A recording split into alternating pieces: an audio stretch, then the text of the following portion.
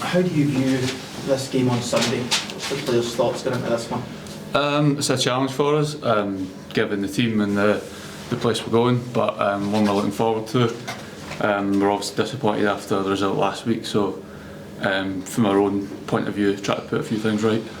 When you look at this Rangers squad at the moment, where they are as a team, do you think they're there to be got at on Sunday?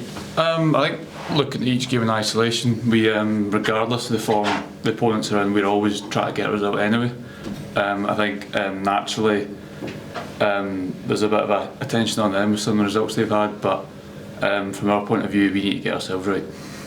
The start you had against Hearts, was that good first 10-15 minutes or whatnot? Do you think you need that again, and then that to continue, you need that full 90-minute performance if you want to get a result?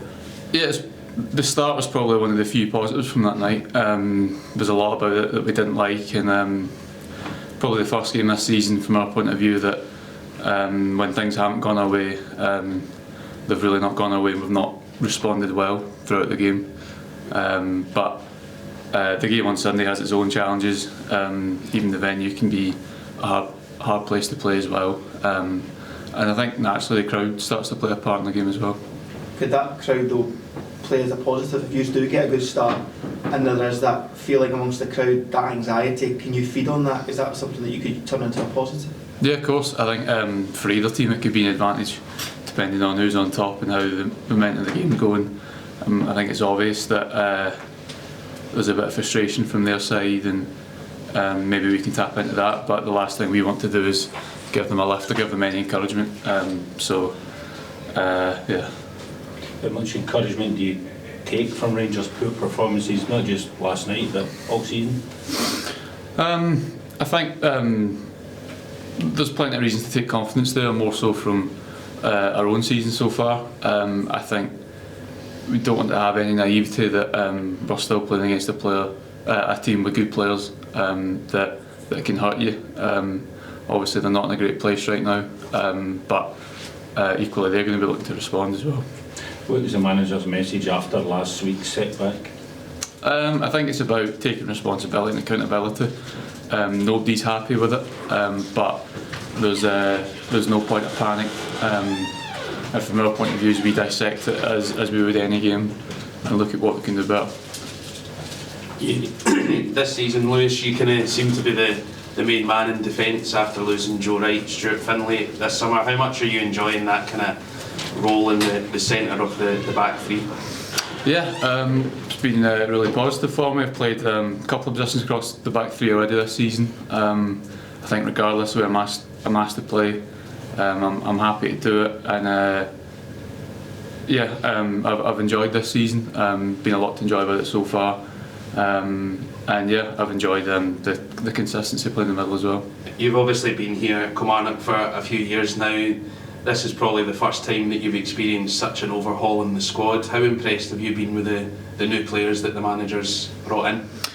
Really impressed. Some of the young players as well stepped up really well. I think the squad as a whole has handled and managed that really well. There has been a lot of change, but I think a lot of that's been positive as well. Few new boys getting their debuts, some new boys, new faces that have stepped up to that mantle as well. Yeah, and you talk about the young boys. One young boy that was young 10 years ago, he's now not, but you're not happy with me saying that. But Rory McKenzie's testimonial dinner tonight, how much of a good teammate has he been for you when you first joined the club and showing you what it's like to play for Kilmarnock? Yeah, excellent. I mean, the amount of experience he's got is incredible. He's not just a great player, but obviously a great personality to have around the place as well. And I think back to my first season here, the challenges we had that season going into a relegation battle, he was one that I spoke to who had been through it before here and then came out on top. And for me at the time, being a young player that hadn't experienced that, that was so valuable to be able to speak to someone like him about how to handle that. Have you beaten him at golf yet? No, I don't think that'll happen anytime soon. From a player's perspective, how difficult is it when you look at the game at the weekend with the new manager, knowing what to expect from the players that you're playing against? I think, there's one game we can look at for how they might set up and maybe some new ideas they might have. We can look at the season for the individual players, but again, I think it puts an importance on getting our bit right and and putting their stamp on the game and how you want that to go. Gaffer spoke about, looking at strengths and weaknesses of players. From your point of view, is that just adding that extra bit of concentration when you maybe don't know what they're going to the setup will be? Yeah, I think in any game of football, though, even if you go into a team that's familiar with the manager and players, that you still expect part of the game's going to be unpredictable. So you do as much preparation as you can to help you, but you accept that when the game starts, anything can happen.